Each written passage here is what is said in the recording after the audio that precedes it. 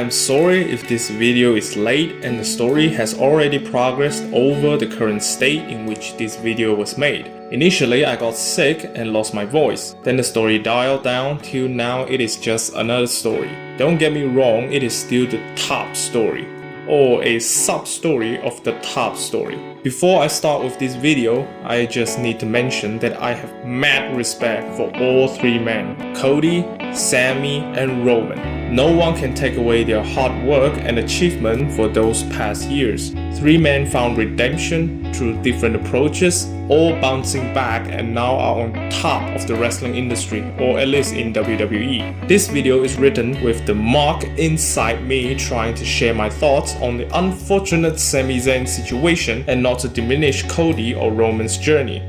With that out of the way, hashtag justiceforsami.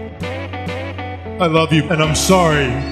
So the predictable outcome of the Elimination Chamber has finally played out in front of our eyes. My reaction is just the same as the live audience and probably the same as yours too. No words, not angry, definitely not happy, just deep sorry for Sami. We all know Roman is going to retain, but yet the small glimmer of hope that WWE might change their plans and have Sami win the title is still lingering on our mind until that actual pinfall happened. This is the first time in company history where two most overt wrestlers are both baby faces and got overt organically. At least it is for all the time I've been watching WWE. One was given a role he didn't want and realized he would not accomplish anything he wanted, decided to take a chance on himself and ultimately become one of the most influential men in modern wrestling. The other one was seen to be set as a mid-card for life, being underutilized, but through his dedication and creativity, he created one of the most influential stories in wrestling that allowed him to fully show his character work that makes him the most entertaining man on any wrestling show. But this is where all the glory ends, as they are in an era where both world titles are being placed on the same man. Look what you did, Vince! A man who is destined for greatness but was holded all these years due to the bad decisions after bad decisions, until the man in charge finally gave in and let him be the most dominant man on TV. This is no doubt a situation where all outcomes can be seen as a win, but also seen as a loss no matter what transpires. If Roman wins, he gets to be the most dominant champion at least in the modern era. But Cody and Sami might never have the chance to be what they wanted to be ever again. If Cody wins, Sami will never have the chance to get the happy ending he should be having. If Sami wins, well, at this point we all know he ain't getting shit. The happy ending that we wanted for him, that he deserves, is not gonna come. Yes, Cody did go through a hard personal journey to get to this point, and he totally deserves all of it. But his journey was not in the WWE. He reinvented himself outside of the promotion by starting from the bottom all over again, slowly building himself up until he was on top of the world, even creating another product that is enjoyed by many wrestling fans. Then, he came back to WWE and was immediately set to be the top guy that will conquer Roman. His personal journey outside WWE is what set him up to be the guy. I know he does have all the skills to back that up. We've seen that time and time again. Every time the man steps into the ring, he is the best. No one can say otherwise. But Sami, on the other hand, found an angle which initially was just a comedy act, but turned into so much more because of the hard work that he put in. His journey started from the bottom of the WWE and slowly worked his way up within the promotion. This may be the biggest reason why I choose Sami over Cody. If you choose Cody over Sami, I can understand that as well, and I respect your choice. Some might even want Roman to win, I can understand that as well. This goes back to what I said, it is basically all win or all loss, because we all know both men deserve the chance, but only one of them can get it, because of Vince. But the next point is what really makes me angry, Triple H's dedication to stick with his plan.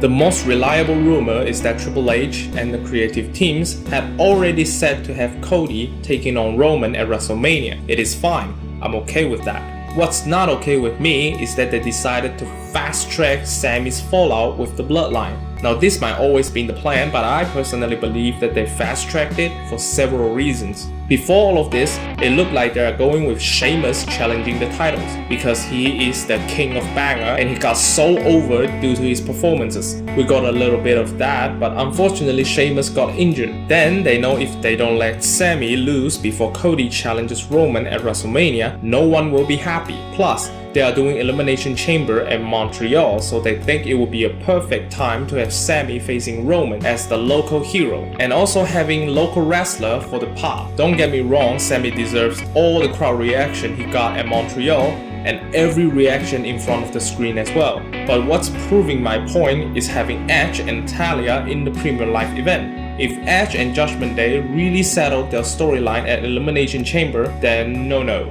it is unacceptable. Luckily it didn't, so let's move on to Natalya. Natalya, I think most of us can agree that when she was qualified for the chamber match, we were shocked. But then we realized the event was in Canada, so that immediately lets you get an insight on their strategy. Local wrestler must be included in the Premier Live event. This was the case during Vince's control, and now it seems like the same under Triple H's control. And having local wrestlers to perform in front of their people is good, nothing wrong with that, but if this strategy is being applied until they are unwilling to see other possibilities, then boy, I have a problem with that.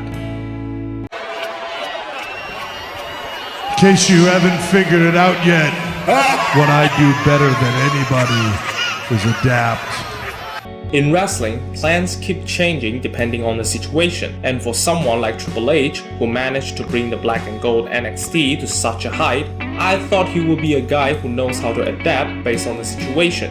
The most obvious chance they could have changed the plan was at Royal Rumble. If they stick with the plan of having the fallout at that Premier Live event, after the brutal attack, they could have just easily changed the plan and ridden Sami off TV with a kayfabe injury. They did allow KO to disappear until the Elimination Chamber. This will not only allow them to continue their original plan with Cody facing Roman at WrestleMania, they can also have Sami return at any point they want, such as after WrestleMania or before SummerSlam. I know this is not the best plan ever, but at least it can avoid these two babyfaces clashing with each other fighting for the chance. Or they could even keep going on with Sami being with the bloodline until Roman loses to Cody, then having the fallout. There are lots of ways for the plan to be changed to avoid the situation, but they keep going on with the original plan or fast-tracking Sami's story just so he can be the local hero at a B show. And now, Sami's payoff are just the tag team titles. Remember those?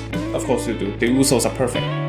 First of all, ending the Usos' title reign is another great achievement too, but the problem is Sami deserves so much more than just winning the tag team titles. He is given the fans 100 marks answer sheet, but the WWE creative team only gave him a score of 95. Don't get me wrong, we can all agree that 95 marks is still amazing. I've never even gotten an 80 before in any test. But where are those goddamn 5 marks supposed to go?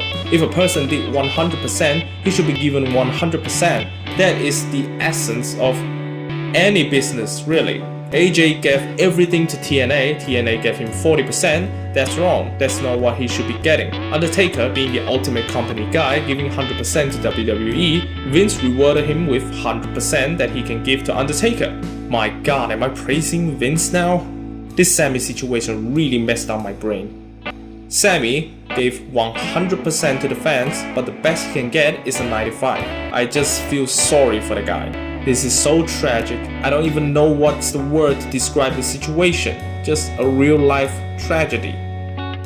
If the creative team changed their plans, maybe you could have a better solution for all situations, but maybe in the end everything might still be the same. Again, maybe the plan can't be changed anymore, and that is totally possible, but I doubt that. We've seen plans change at the very last second, like Sheamus getting injured.